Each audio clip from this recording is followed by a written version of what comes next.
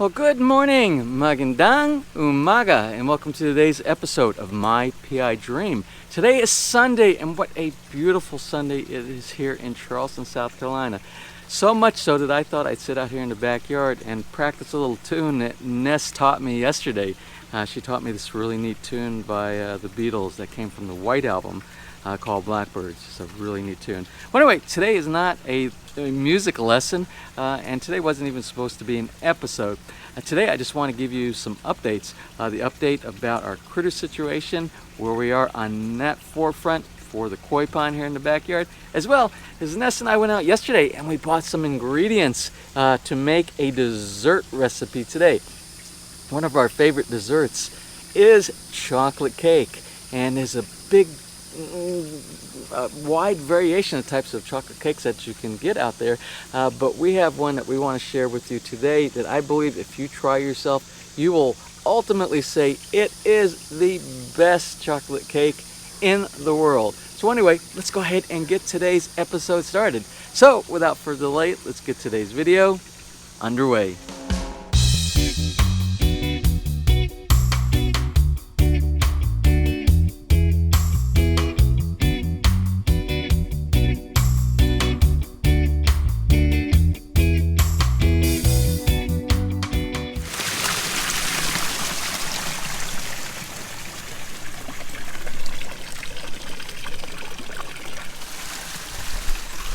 Well, now, what do you think about those banana plants? Banana plants are doing great, as well as everything else is thriving. With all the hot sun that we've had here in Charleston, the occasional rain showers that we've been getting, and of course my own watering and TLC of the plants. But something else I wanted to talk about. You remember in the backyard on the opposite side of the koi pond, there was a little flower bed there before. In the flower bed, I had some shrubs inside there. I transplanted another Japanese maple in the center where there used to be an old oak tree that we had to take down because it was diseased. Anyway, and there was a lamp there. We had a solar lamp in the center. Well, Ness came to me the other day and she said, you know what? I want you to get rid of all of that stuff inside there, and I want you to put a bench or something like that inside so I can observe the koi pond when you're gone, especially. And I'm like, you want to take all my plants that I put inside that area? And I'm like, oh my goodness, you know how many years that I've been working on that little area right there? But she had a good point, because really there is no other place unless we put a deck on this other side over here. There's really no place to sit down and from the edge look down without sitting on the edge of the pond right here, and you're at an angle, then you would have to turn around. It was kind of awkward. So she had a good idea, and sometimes when someone has a good idea and you worked on something else, you have to think outside the box as well, and you have to look at it from their perspective. And she did have a great idea. So what we did was this. I ripped up all of my vegetation here, and we went down to Lowe's and we found this neat little swing over here. And the swing with the little awning cover on the top is actually a great vantage point. Let me show you what it looks like when you're sitting from the swing here and you're looking down at the koi pond over here, and it's really nice and shaded over here.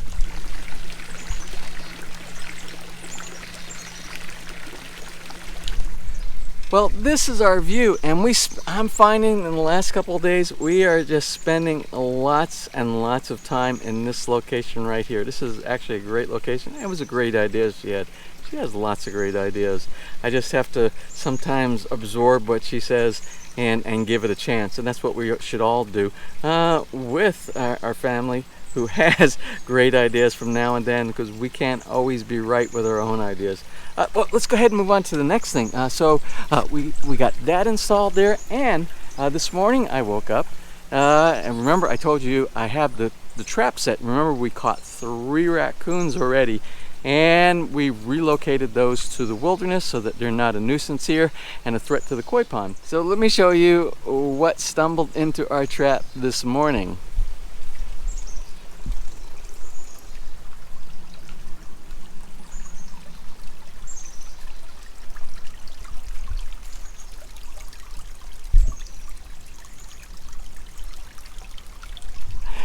So for those of you in foreign countries who are not aware of what this critter is, this is a possum, or technically an opossum. And we have plenty of those here in the South. They're native to North America, and especially on the southeast coast here, you'll find them all the time. Most of the time you find them laying dead out on a street somewhere. But I did some research on the possum, or the opossum, and I found out they're actually not a very bad rodent or varmint or critter to have inside the woods near your house, because the possum, they actually do some beneficial things to your area. They get rid of roaches. They feed off of roaches. They will feed off of rodents that are out inside the woods. But more important to me is they don't eat fish. They don't go inside your koi pond. They're not a threat to the koi pond. So what we're going to do today, this little fella right here, we're gonna do it. This is a catch and release, and we're gonna release him right back into our own woods in our backyard right here. And now I looked at the facts on possums, and it talks, because you're always worried about diseases and things like that, rabies. And I think the rate for possums is like 1 in 8,000 or 1 in 8,500 possums are the ones that are affected by rabies and stuff like that. And that's probably your normal average. That's probably, even with dogs and stuff like that, maybe that's even close to something like that out in the woods and rural areas, stuff like that. So what we're going to go ahead and let this friendly fellow go, and then we're going to keep the cage baited. Hopefully he doesn't come back and go back into the cage again. I think he's probably smart enough to know he doesn't want to be caught up in this situation again. So we'll do that today. But I'm going to release him, and then what we're going to do, we're going to go inside the house, and we are going to bake a cake.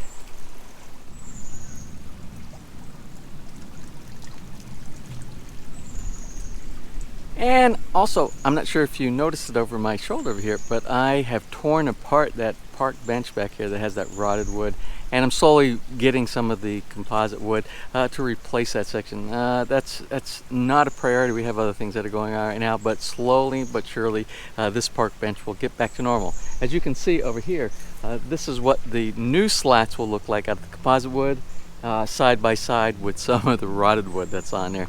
So we'll continue to work on that as we go.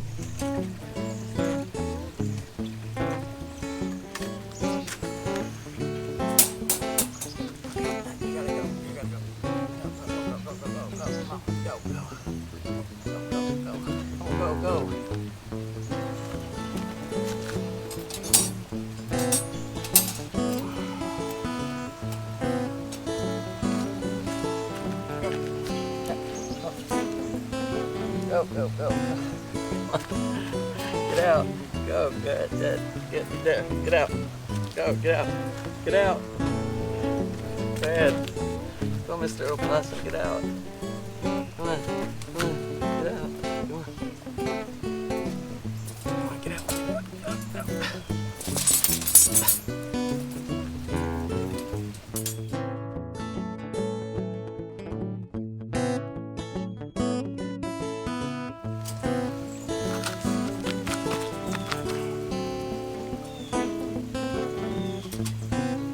Okay, there. Out. Get out. Out.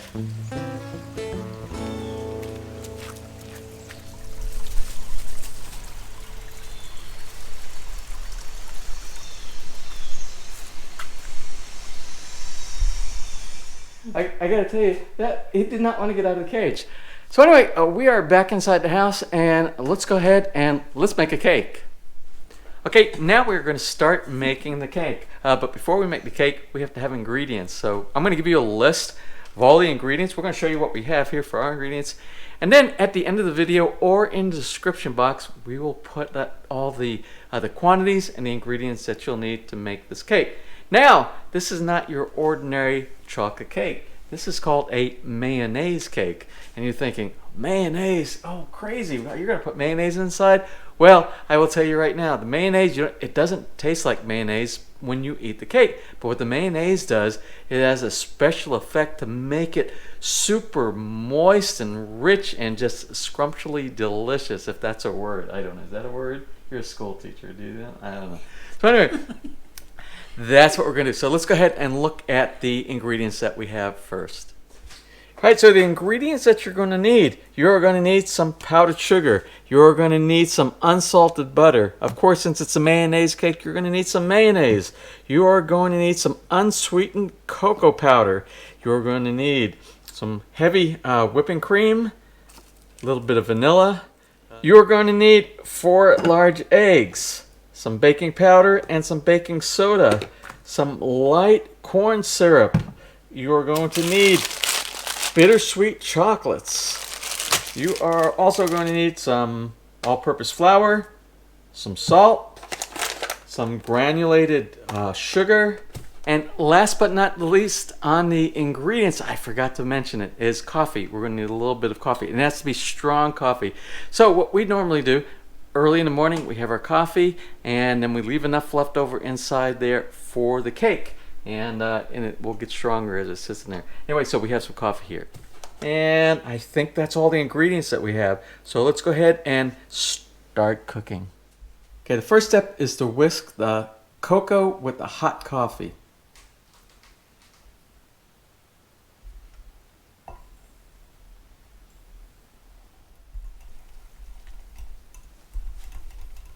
Go ahead and remove this, put it over to the side, let it stand for 20 minutes.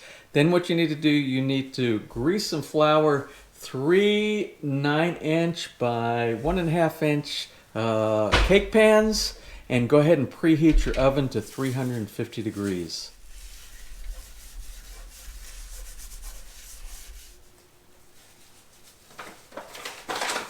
In a large bowl, go ahead and put your flour in. That's going to be 3 cups of flour. 2 teaspoons of baking soda, 1/2 teaspoon of baking powder, and 1/2 teaspoon of salt. And go ahead and whisk all this inside a mixing bowl.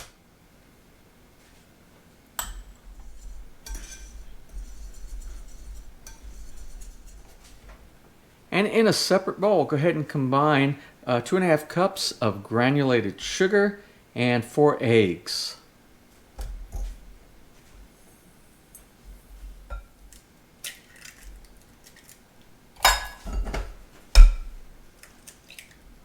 Alright, the next step is to beat with an electric mixer on medium until it becomes light and fluffy, and it takes about 4 minutes to do this.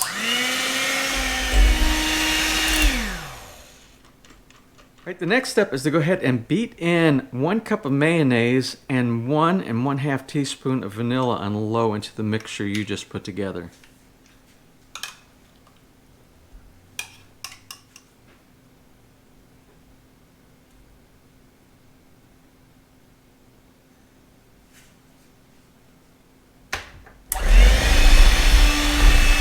Now the next step is going to be to put the flour mixture and the coffee mixture in, but you're going to do this in segments. You're going to start out with the flour, then you're going to put a little bit of flour, maybe like 1 cup at a time, and then you'll put a little bit of the coffee mixture, and then you're going to start with the flour mixed, and then you're going to end with the flour mix at the very end.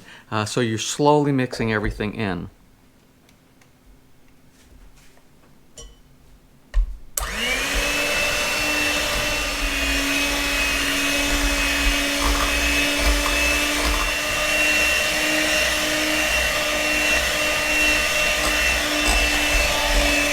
Step is going to be to go ahead and pour your mixture inside your 3 floured pans that you have, cake pans, evenly so they're all the same amount, and then go ahead and bake it in the oven at 350 degrees for about 25 minutes.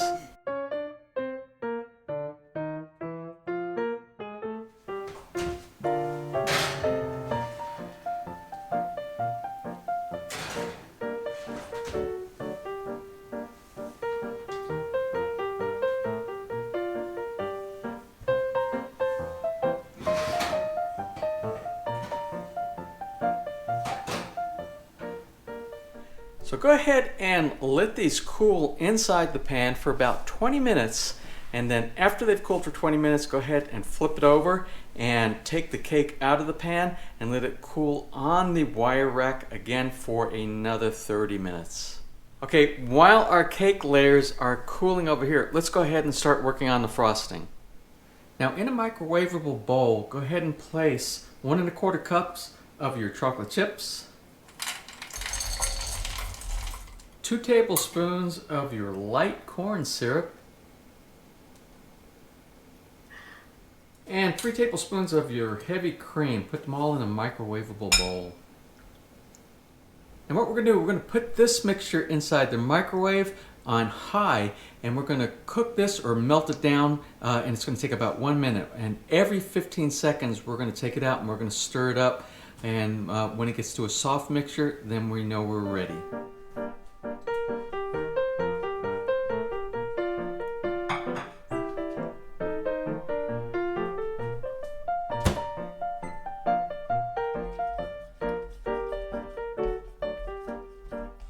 Alright, next up is just go ahead and put this over to the side and let it set for about 10 minutes until it cools down to room temperature. Okay, the next step is to combine 3/4 cup of butter,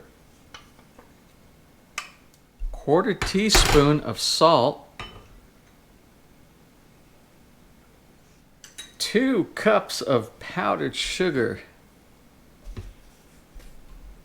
and 1/2 teaspoon of vanilla in a bowl. You would normally go ahead and use a heavy-duty stand mixer.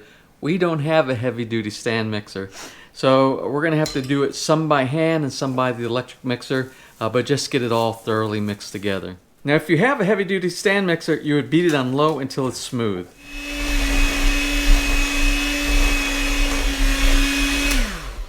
And the next step we're going to do, remember the chocolate mixture that we just made with the chocolate chips. We're going to have to put this in with this mixture, and we're going to beat this inside until it is smooth and well mixed.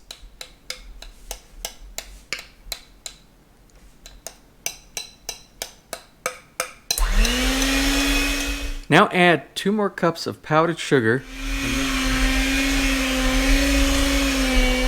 Slowly add in 3 teaspoons, 1 teaspoon at a time of the cream to help it get to a smooth consistency.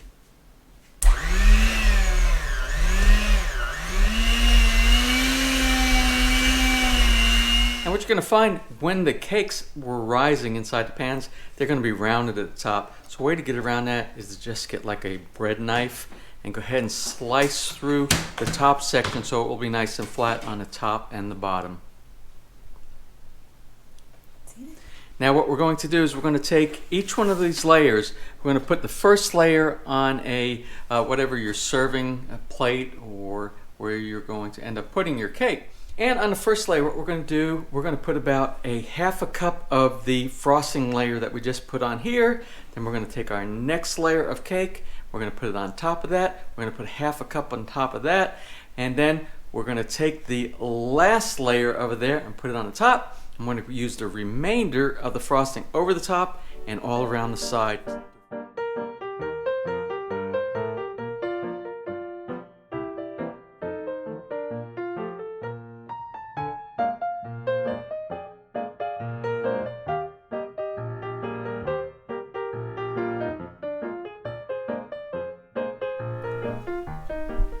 Well, it's time. It's time now to eat our cake. So I think some coffee. Some coffee. Have some coffee. And you want milk? And no, we'll just have cake and coffee. Okay. Okay. All right. So we're gonna cut into the cake and let you know how it is.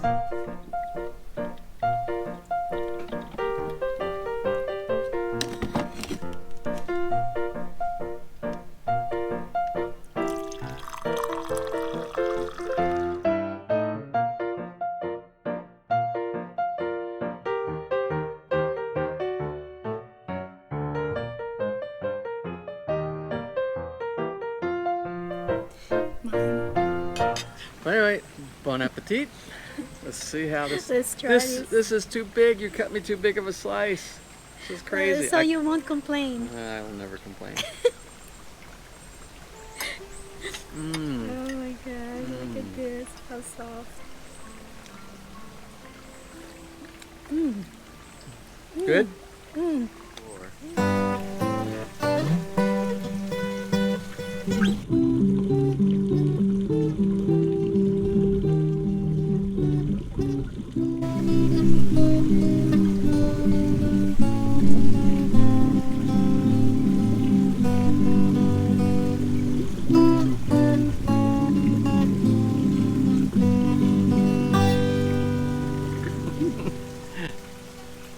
Did I pass? Okay. Well, anyway, that's the end of our episode here today.